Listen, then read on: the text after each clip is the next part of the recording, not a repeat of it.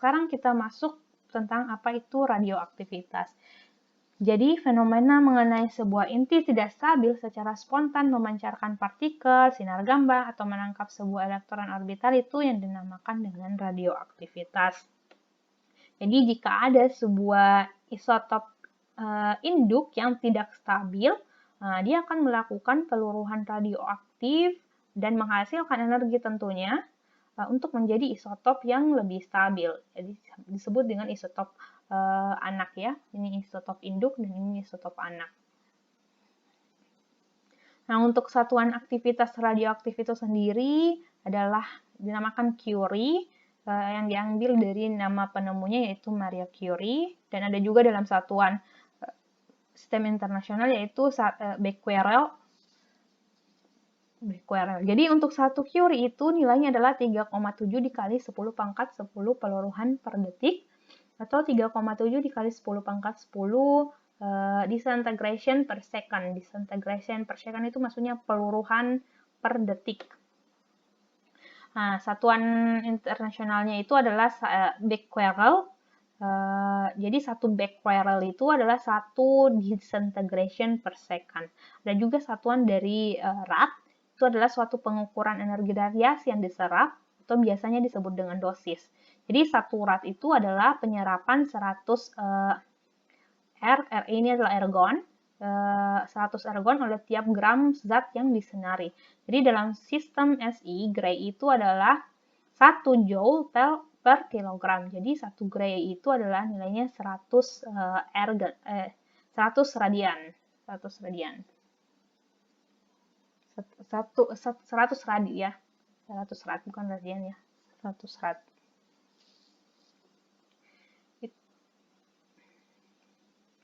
Oke, ya kalau kalian berpikir radiasi itu ada karena adanya pembangkit listrik tenaga nuklir yang meledak atau bom atom Hiroshima dan Nagasaki yang meledak, itu salah ya. Karena radiasi itu ada dalam kehidupan kita sehari-hari. Jadi apapun yang kita lakukan atau kemanapun kita pergi, kita tidak dapat melepaskan diri radiasi ini. Jadi meski bukan dalam dosis yang mematikan, kontak dengan sumber-sumber radiasi tersebut sebaiknya dibatasi karena dapat meningkatkan resiko berbagai jenis kanker. Nah, di sekeliling kita saja itu misalkan lantai, dinding, dan atap rumah. Terus ada dalam makanan kita juga itu ada bahan radioaktif. Nah, di udara sendiri kita juga itu dia mengandung gas radioaktif.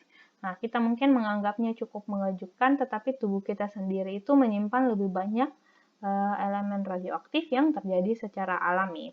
Nah, contoh lainnya itu dari matahari. Manusia itu terpapar radiasi dari matahari itu hampir sepanjang waktu. Terus ponsel kalian, yang mungkin sudah sering kalian dengar bahwa ponsel itu juga memancarkan radiasi. Nah, sebenarnya bukan hanya berbahaya, tapi ternyata radiasi juga memiliki banyak kegunaan di kehidupan sehari-hari kita, seperti pembangkit tenaga listrik. Terus ada juga sinar X yang digunakan untuk mengambil gambar tulang. Nah, kalau kalian lihat di sini, ini adalah dosis yang ada, dosis radiasi yang ada di sekitar kita. Nah, ini adalah pembangkit listrik tenaga nuklir. Dosis radiasi yang diterima itu jika kita berada di pembangkit listrik tenaga nuklir itu adalah 50 mikrosievert per tahun. Terus kalau pada saat kalian melakukan rongsen, jadi dada kalian disinari dengan sinar X, itu membutuhkan dosis sekitar 50 mikrosievert. Terus pada saat kalian terbang menggunakan pesawat, itu radiasi yang kalian terima itu dalam sekali perjalanan itu hampir 200 mikrosievert. Belum lagi pada saat kalian bepergian menggunakan mobil misalkan, dosis yang akan kalian terima itu hampir 400 mikrosievert per tahun. Nah, untuk batas dosis yang diterima oleh orang-orang per tahun itu di luar dari layanan medis itu sekitar 1000 mikrosievert per tahun. Terus pada saat kalian melakukan CT scan pada bagian dada, itu kalian akan menerima 6.900 mikrosievert per sekali CT scan. Nah, dan ada juga batas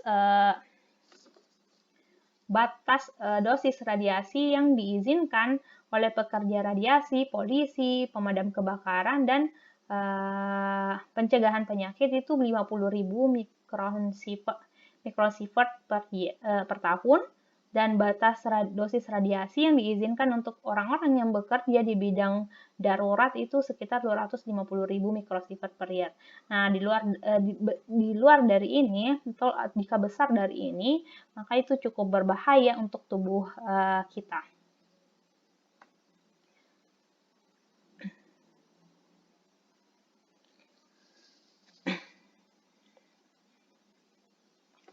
Jadi seperti yang saya jelaskan tadi, laju peluruhan dari suatu inti radioaktif itu berbeda antara satu inti atom dengan inti atom yang lain. Jadi jika aktivitas radiasi suatu sumber atau zat radioaktif itu ditentukan oleh jumlah inti radioaktif yang dikandungnya dan konstanta peluruhan dari inti radioaktif tersebut. Jadi kalau secara matematis kita tuliskan laju peluruhan itu adalah minus konstanta peluruhan dikali dengan jumlah inti radioaktifnya. Nah, reaksi peluruhan itu sendiri adalah A menjadi B, maksudnya ini inti induk yang tadi yang tidak stabil, dia akan meluruh menjadi inti yang lebih stabil dengan memancarkan suatu partikel dan menghasilkan sejumlah energi tertentu. Jadi ini adalah reaksinya. Jadi inti yang tidak stabil itu akan meluruh menjadi inti yang stabil dengan memancarkan suatu partikel tertentu dan menghasilkan suatu energi.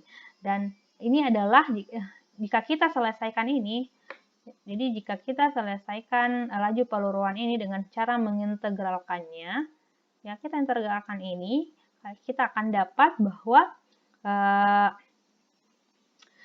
jumlah inti radioaktif pada waktu tertentu itu akan sama dengan jumlah inti radioaktif mula-mula dikali dengan eksponensial dari minus konstanta laju peluruhan dikali dengan waktunya.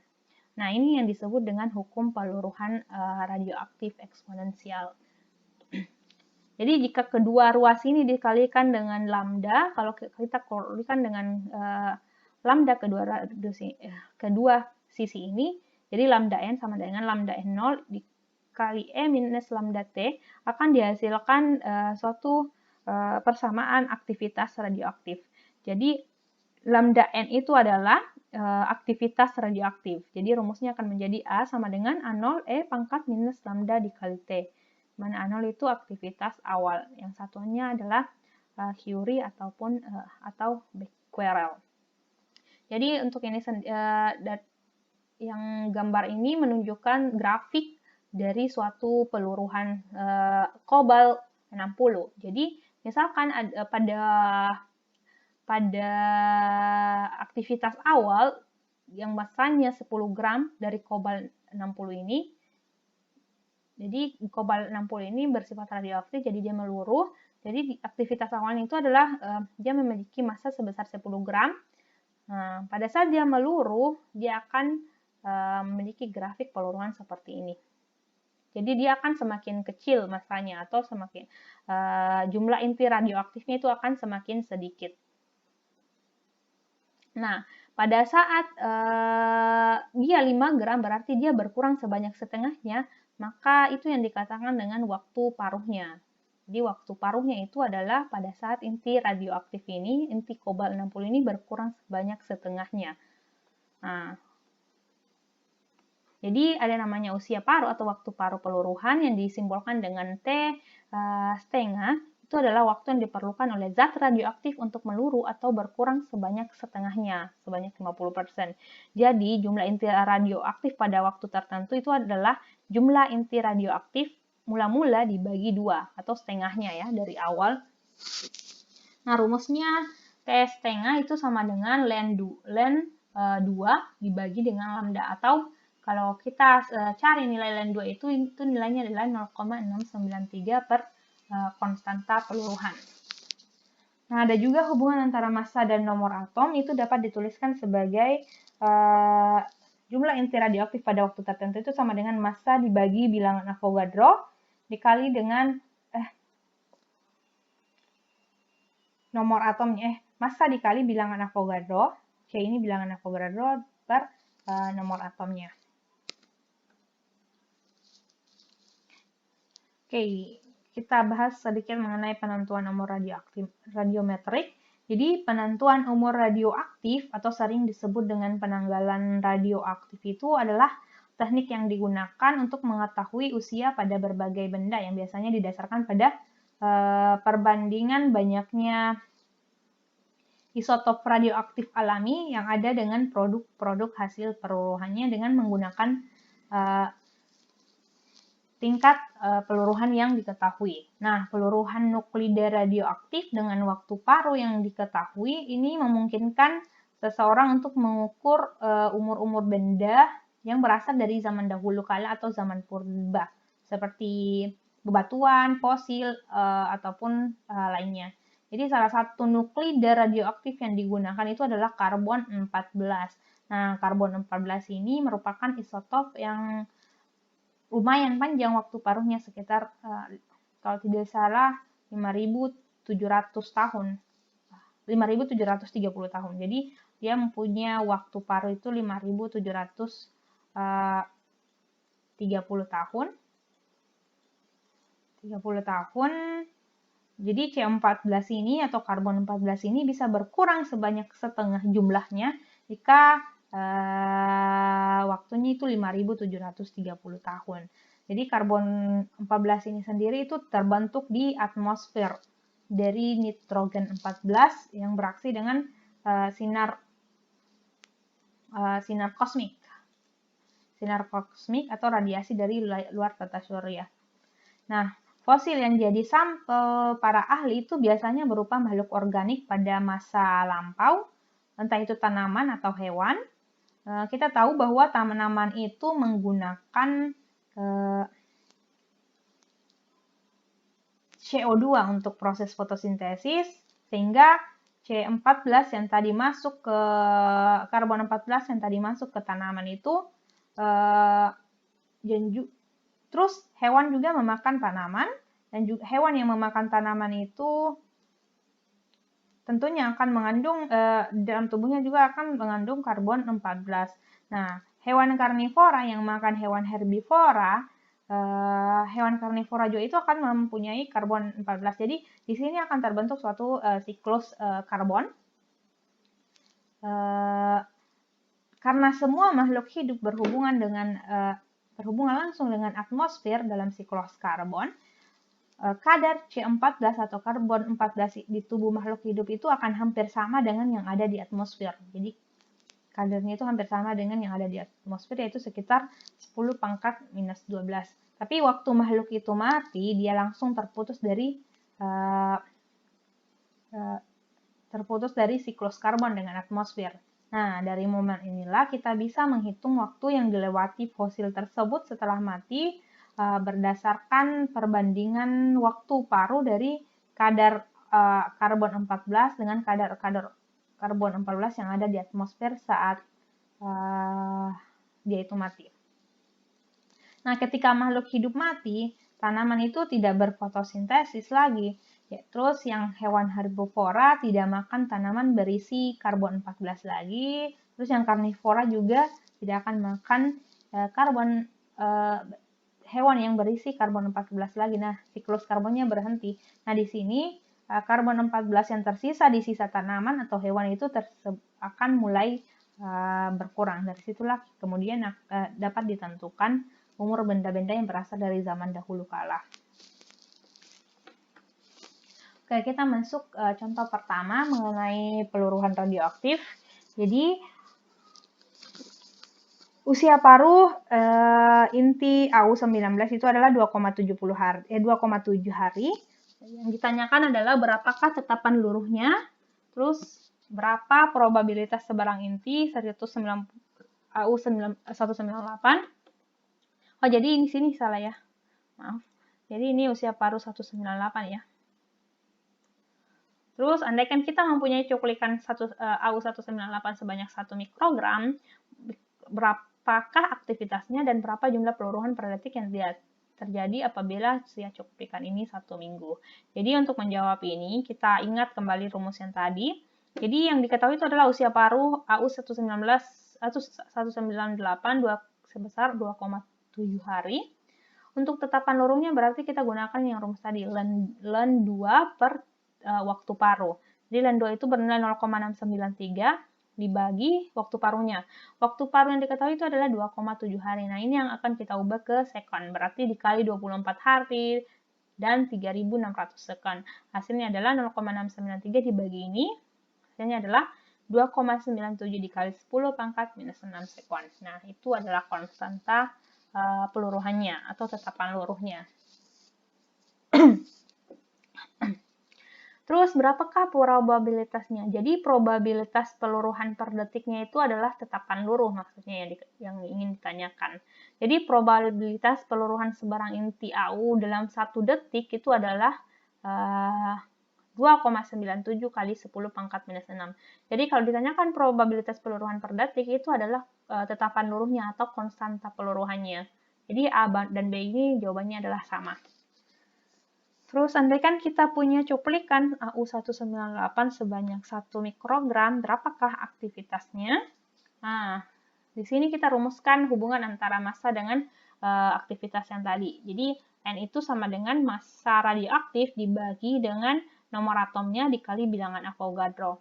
Nah, massanya berapa? Itu adalah 1 mikrogram, berarti 1 kali 10 pangkat minus 6 gram, dikali bilangan Avogadro, 6,02 dikali 10 pangkat 23 partikel per mol per nomor atomnya. Berarti nomor atomnya itu adalah A198. Nah, ini kalau kita selesaikan, kita akan dapat jumlah partikelnya itu adalah 3,04 dikali 10 pangkat 15 partikel.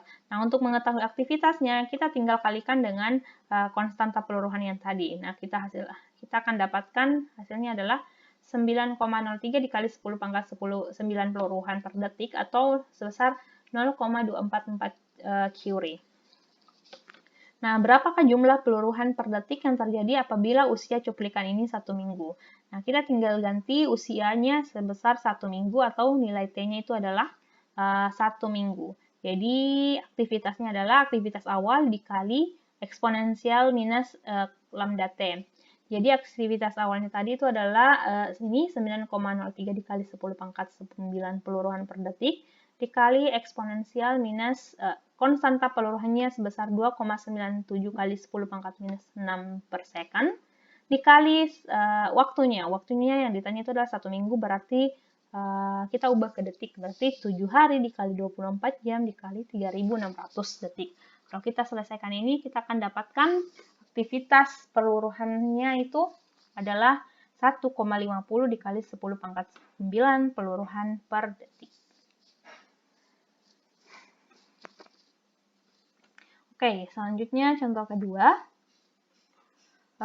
Tentukan nilai dari konstan. Tentukan nilai konstanta disintegrasi atau konstanta peluruhan dan waktu paruh zat radioaktif yang kecepatan peluruhannya itu diperoleh pada waktu yang berbeda seperti pada grafik di samping ini. Nah, berapakah cacahan pada waktu T-nya sama dengan 0. Jadi ini adalah grafik peluruhan tiap waktu. Misal yang diberi satuan counts per minute. Jadi ada setiap cacahan per menit itu dia konstan, dan yang tidak diketahui itu adalah dia pada saat berapa nilai cacahannya pada saat di awal waktu atau mula-mula. Jadi yang perlu kita lakukan adalah kita tinggal cari cari berapa nilai konstanta peluruhannya. Karena di sini kita ketahui ada aktivitas awal dan ada aktivitas akhir, jadi kita bandingkan saja dengan menggunakan rumus aktivitas. Jadi aktivitas radioaktif pada waktu tertentu itu sama dengan aktivitas awal dikali E pangkat minus lambda T. Jadi aktivitas awal yang kita ambil itu misalkan 0,5. Nah, berarti nanti aktivitas awal yang kita gunakan itu 0,5, berarti aktivitas pada waktu tertentu itu adalah kita dapat ambil yang pada saat dia 1 jam atau 1,5 jam. Itu tergantung lagi. Jadi misalkan kita ambil yang aktivitas awalnya adalah 0,5 dan aktivitas pada waktu tertentunya adalah 1 jam, berarti waktunya itu adalah sebesar setengah jam ya. Di sini setengah jam. Jadi ini waktunya dalam bentuk hour, bukan hari ya, tapi hour. Atau waktunya itu adalah sebesar 30 menit. Jadi aktivitas awalnya 9535 dan aktivitas pada waktu dia 30 menit kemudian itu adalah 8190. Terus untuk waktunya itu sendiri adalah setengah jam atau 30 menit dikali dengan minus lambda yang ingin kita cari. Jadi kalau kita ingin selesaikan ini berarti ini bisa kita pindahkan ke sisi kiri. Jadi E lambda dikali 30 menit itu sama dengan 9535 dibagi 8190. Ini kalau kita kalikan dia masih sisi kiri dengan sisi kanan dikalikan dengan logaritma natural, itu hasilnya ln dikali eksponensial itu akan hilang. Jadi lambda dikali 30 itu sama dengan ln 9535 dibagi 8190, itu akan menghasilkan lambda sama dengan ini 0,005068 per menit. Nah, untuk waktu paruhnya berarti kita peroleh ln 2 dibagi konstanta peluruhan yang ini. Kita dapatkan waktu paruhnya sebesar 136,7 menit. Nah, pada saat waktunya sama dengan 0, berarti kita kembali ke rumus yang tadi, A sama dengan A0, E pangkat minus lambda kali T. Tapi yang kita ganti adalah aktivitas awalnya sama dengan A0, dan aktivitas pada waktu tertentu adalah 9535. Jadi kita ganti di sini, dengan konstanta peluruhan yang kita dapatkan tadi, kita akan menghasilkan aktivitas pada waktu T itu ada sama dengan 0 itu adalah 11.100 cons per menit.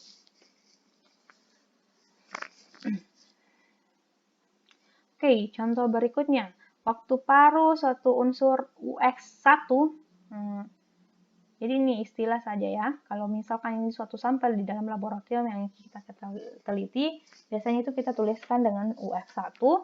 Jadi waktu paruh dari UX1 itu adalah 24,1 hari. Berapa lama setelah sampel UX1 ini diisolasi untuk meluruh sebanyak 90% menjadi UX2. Jadi berapa lama UX1 ini meluruh sebanyak 90% menjadi UX2. Dan berapa lama untuk 95%, 99%, dan 63,2%. Jadi untuk menyelesaikan ini, kita tentunya harus mengetahui konstanta peluruhannya. Konstanta peluruhan. Iya, dan mencari aktivitas, mencari waktu, untuk mencari waktunya.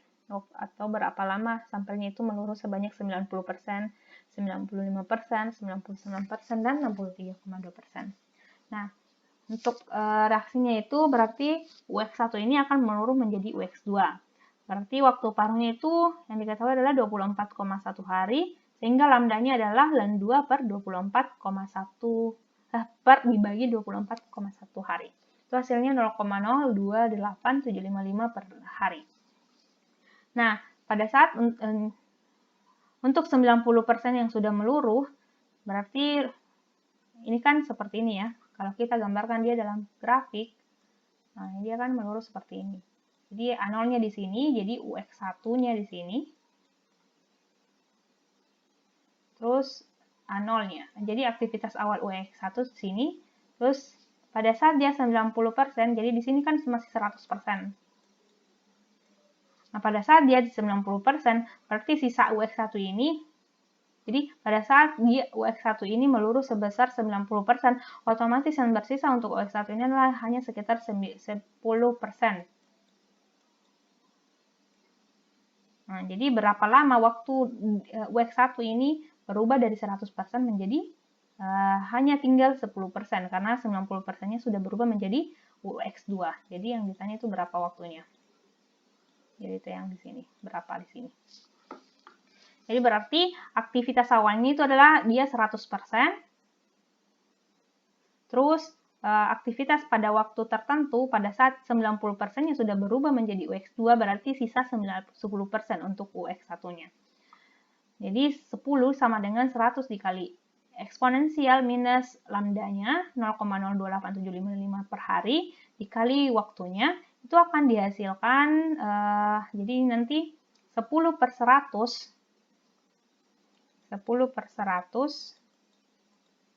sama dengan E pangkat minus yang ini dikali T ya. Nah, ini kalau kita kalikan dengan ln, ini ln, berarti 10. Ln 1/10 itu sama dengan minus 0,028755 kali T. Nah, itu akan dihasilkan T sama dengan 80,1 hari. Jadi, lamanya sampel UX1 ini meluruh sebesar 90% untuk menjadi UX2 itu adalah 80,1 hari. Nah, untuk dia meluruh sebesar 95% berarti kita tinggal ganti di sini sebanyak 5 karena sisa untuk UX1 ini adalah 5. Terus untuk 99% berarti di sini 1 dan 63,2 berarti di sini nanti 36,8 untuk 63,2.